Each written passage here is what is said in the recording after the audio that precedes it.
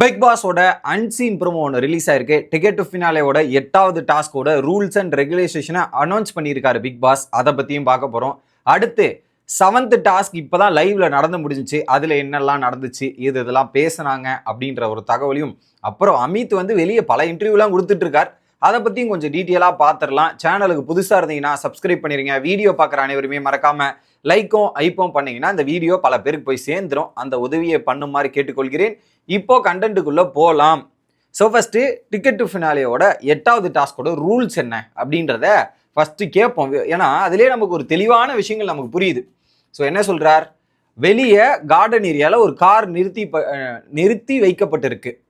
So வெளியே garden ஏரியாவில் ஒரு கார் நிறுத்திப்பட்டு வச்சிருக்கு. ஸோ பிக் பாஸ் சீசன் 7 மலையாளத்தோட பேட்டர்ன். அங்கேயும் லாஸ்ட் டாஸ்க் இதுதான், இங்கேயும் அதை வச்சிருக்காங்க. ஓகே, நீங்க எல்லாரும் எப்படி அந்த காருக்குள்ள எவ்வளவு நேரம் உட்கார போறீங்க என்பதை வச்சுதான் நீங்க எல்லாரும் காருக்குள்ள எவ்வளவு நேரம் உட்கார போறீங்க என்பதை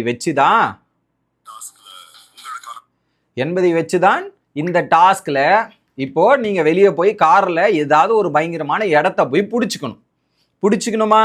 அங்க ஒவ்வொன்று கிட்டத்தட்ட அந்த காரே குட்டியா இருக்குது. அதில் ஃப்ரண்ட்டில் போயிட்டு ஃபஸ்ட்டு சபரி கானாவினத்தெல்லாம் அப்படியே ஏறுறாங்க.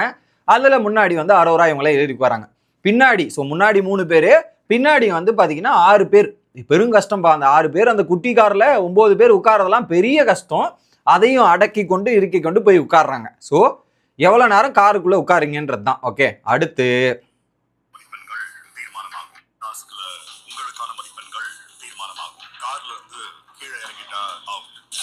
ஸோ எவ்வளோ நேரம் காருக்குள்ளே உட்காரங்க பேஸ் பண்ணி தான் மதிப்பெண் தீர்மானம் ஆகும். அப்போ இது பேசிக்கலி என்ன, இண்டூரன்ஸ் டாஸ்க். எப்படி நீங்கள் அந்த காருக்குள்ளே இந்த தடங்கல்கள்லாம் தாண்டி எவ்வளோ நேரம் அந்த வீட்டுக்குள்ளே அந்த காருக்குள்ளே உட்கார போகிறீங்க அப்படின்றது ஒன்லைன்லேயே சொல்லிட்டாங்க.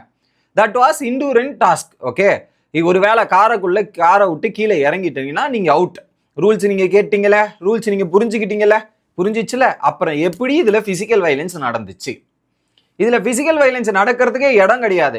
It was a endurance task. Endurance டாஸ்கில் நீங்கள் எவ்வளோ நேரம் உட்காருறீங்கன்றது தான் பாயிண்ட். அதில் நீங்கள் இண்டூரன்ஸை காட்டாமல் தள்ளி விடுறது, இது பண்ணுறதெல்லாம் நியாயமே கிடையாது.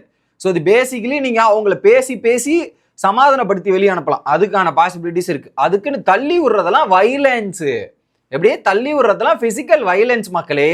இதில் வந்து சில போராளிஸ் வந்து எடுத்து போட்டிருப்பாங்க, மலையாளத்தில் அப்படி நடந்தது, இதில் எப்படி நடந்துச்சு அப்படின்னு போடலாம். அதெல்லாம் இங்கே செல்லுபடி ஆகாது. ரூல்ஸ் படி, அந்த ப்ரோமோ படி பார்க்கும்போது இதில் இண்டூரன்ஸை தான் நீங்கள் விளையாடி இருக்கணும் அப்படின்றத நீங்கள் புரிஞ்சுக்கணும்.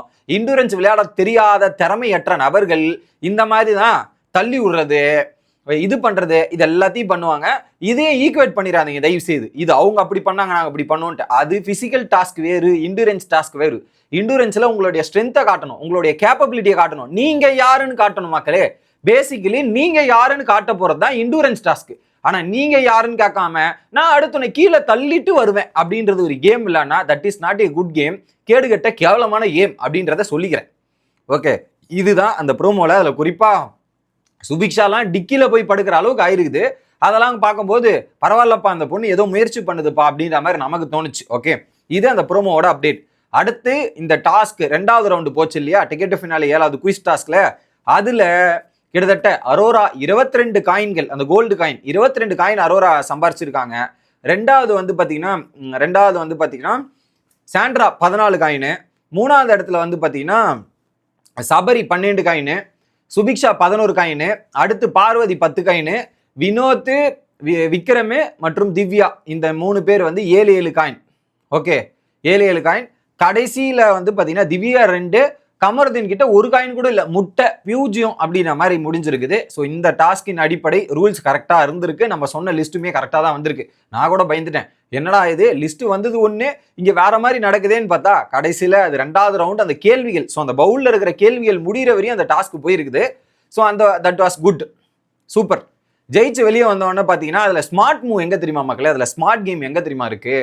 ஸோ காயினெல்லாம் சேர்த்துட்டு நம்ம எலிமினேட் ஆகிடணும். சேலஞ்சு மட்டும் போகாமல் எலிமினேட் ஆகிறது தான் பெட்டர் ஆப்ஷன். சேலஞ்சு போகலாம். சேலஞ்சு போகிறது கூட எப்படின்னா அவனுக்கு ஆன்சர் தெரியாதுன்ற நம்பிக்கையில் சேலஞ்ச் பண்ணும். ஏன்னா அவங்களுக்கு ஆன்சர்ஸ் தெரிஞ்சு நீங்கள் போனீங்கன்னா நீங்கள் மாட்டிப்பீங்க. அந்த செகண்ட் ரவுண்டில் பக்காவாக யூட்டிலைஸ் பண்ணாங்க. சுபிக்ஷாவாக இருக்கட்டும், அப்புறம் பார்த்தீங்கன்னா சாண்ட்ராவாக இருக்கட்டும், அரோராலாம் செகண்ட் ரவுண்டில் அந்த கலர் பொட்டி விமானத்துல இருக்கும்ல பிளாக் பாக்ஸ், அந்த பிளாக் பாக்ஸோட கலர் என்ன அப்படின்ற ஒரு கொஸ்டின்ல தான் அரோரா அழகா தூக்கிட்டாங்க. அதை திவ்யா கிட்ட இருந்து ஏகப்பட்ட காயின், ஒரு 6ல இருந்து 7 காயின் அந்த ஒரு இடத்துல வாங்கினது தான் அரோராவோட கேம் சேஞ்சிங் மூமெண்டாவே மாறி அந்த டாஸ்கை வெற்றி பெற்றார்கள். வெளியே வந்து அந்த டேபிள்லாம் பார்த்துட்டு அரோரா வந்து கேமரா முன்னாடி போய் நன்றி சொல்றாங்க. இன்னைக்கு என்னால் எழுந்து டாஸ்க்கு கூட விளையாட முடியாத நிலைமையில இருந்துச்சு, பட் அதெல்லாம் தாண்டி இந்த டாஸ்க்கை விளையாடி அதில் ஜெயிச்சதுல எனக்கு ரொம்ப சந்தோஷம், பெருமையா இருக்குன்ற மாதிரி கேமரா முன்னாடி பதிவு பண்ணிட்டாங்க.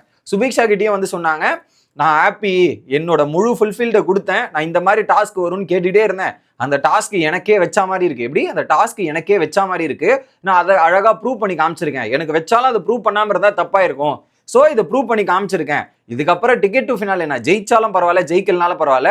ஸோ நான் இந்த 9 ஒரு டாஸ்க் தனியா இண்டிவிஜுவலா ஒரு டாஸ்க் நான் ஜெயிச்சிருக்கல, அது எனக்கு ரொம்ப சந்தோஷமா இருக்குன்ற மாதிரி ரொம்ப சந்தோஷத்தையும் ஆனந்தத்தையும் சுபிக்ஷா கிட்ட ஷேர் பண்ணிட்டு இருந்தாங்க அப்படின்றத பார்க்க முடிஞ்சு.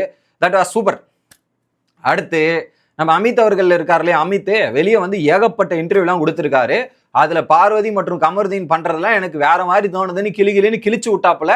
அதுல குறிப்பா அந்த நாய் கொலைச்ச மேட்டர்லாம் ஜஸ்டிபிகேஷன் கொடுக்குறீங்களே, அவங்களே வந்து வேற மாதிரி தான் அங்க பார்த்துட்டு இருக்காங்க. வீட்டுக்குள்ள இருந்து வந்த கண்டஸ்டன்ஸே அவங்க பண்ற அட்ராசிட்டிஸ் எல்லாம் பார்த்து, எங்க இது எனக்கு வேற மாதிரி தோணுதுங்க, நான் இன்னும் வேற மாதிரி புனித காதல் நினைச்சிட்டு இருந்தேன், இதெல்லாம் பார்த்தா எனக்கு அப்படி தெரிய மாட்டேங்குது. ஸோ எனக்கே வெளியே வந்தவனும் எனக்கு நிறைய முரண்பாடுகளான கருத்துக்கள் இருக்கு பார்வதி மேல, எனக்கு அந்த விஷயங்கள்லாம் சுத்தமா பிடிக்கலன்றத ஓப்பனா போட்டு உடைச்சு விட்டாப்புல. அதை தாண்டி பார்வதி நிறைய இடத்துல வந்து இந்த தன்வசம் இதெல்லாம் வந்து வேற மாதிரி கண்டென்ட் கிரியேட் பண்றதுக்காக தான் பண்ணாங்க, இந்த மாதிரிலாம் இருந்தாங்கன்ற மாதிரி அது எல்லாத்தையுமே போட்டு உடன்னு உடச்சு விட்டாப்புல. அதை தாண்டி இந்த வீட்டில் நல்லவங்களா இருக்கிறது கேம்ல ரொம்ப தப்பா, இங்க வந்து நிறைய டாக்ஸிசிட்டி இந்த மாதிரிலாம் இருக்கு. அதுல குறிப்பா இந்த கரண்டா இந்த ஒரு ப்ரோமோ ரிலீஸ் ஆச்சுல, அதை பத்தியுமே பேசியிருக்காரு. ரொம்ப கேவலமா போயிட்டு இருக்கு, நல்ல வேலை நான் அந்த வீட்டுல நான் இல்லைன்ற அளவுக்கு பேசுறாங்கப்பா. எப்படி நல்ல வேலை அந்த வீட்டுல நான் அந்த சுச்சுவேஷன்ல நான் இல்லை அப்படின்றத எக்ஸ் கண்டஸ்டன்ஸ் போன வாரம் எவிக்ட் ஆன கண்டஸ்டன்ஸ் எல்லாம் வந்து பேசும்போது, என்னையா நீங்க இப்பெல்லாம் பண்ணி வச்சிருக்கீங்கன்ற மாதிரி தான் இருக்குது. ஸோ உங்க கூட இருந்த நபர்களே உங்களை பார்த்து இப்படி சொல்லுவது வந்து விட்டது. ஸோ அதுல கனி போன வாரம் ஏன் எவிக்ட் பண்ணாங்கன்ற மாதிரி நமக்கு தோணுச்சு. பெட்டர் கனி வீட்டில இருந்து இந்த கேமை பார்க்கறதே நல்லதுன்ற அளவுக்கு ஃபீல் பண்ணியிருப்பாங்க போல கனியே.